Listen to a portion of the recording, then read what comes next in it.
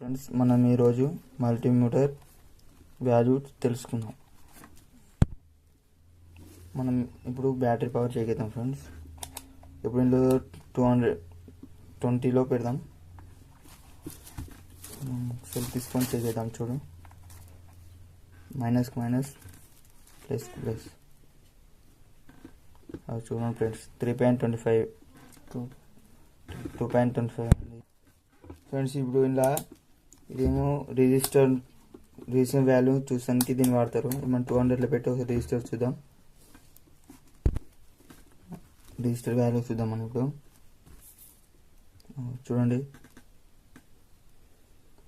2.930 98 చూపెడుతుంది. చూడండి, ఇవన్నీ తల్లి చూసినా అదే చూపెడుతుంది.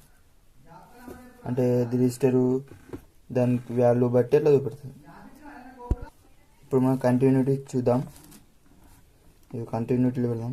ఇప్పుడు మనం ఏదైనా వైరు మంచిగా ఉందా లేదా, బ్లాస్ట్ అయిందా, బర్న్ అయిందా అని ఎలా తెలుసుకున్నా చూద్దాం. చూడండి, ఒక వైర్ తీసుకున్నా ఫ్రెండ్స్. ఒక వైరు బాగున్నట్టే ఇట్లా బీస్ ఉంది. చూసారు కదా ఫ్రెండ్స్. ఇవి రెండు ఏమైనా అడిగినా కానీ ఇవి దేనికి పని కావు, ఏం యూజ్ కావు. ఇది కూడా యూజ్ కాదు. ఇప్పుడు మీకు ఏం చెప్తా అంటే, బ్యాటరీలో పవర్ ఎలా న్యాప్స్ తీసుకుంటుందో, లైట్ అయినా మనం ఏదైనా పెట్టినా, డీసీ మోటార్ అయినా పెట్టినప్పుడు ఎన్ని న్యాప్స్ తీసుకుంటూ చూద్దాం. ఇది చూపెడుతుంది మనకు. చూద్దాం.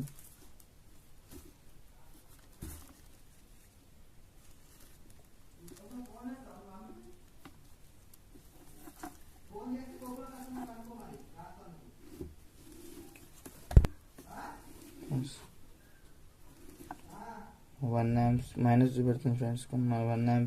వన్ యాంప్స్ తీసుకుంటే కానీ ఇలా మైనస్ చూపెడుతుంది. ఇది మన హిందీలో వాడే హై వోల్టేజ్ ఫ్రెండ్స్.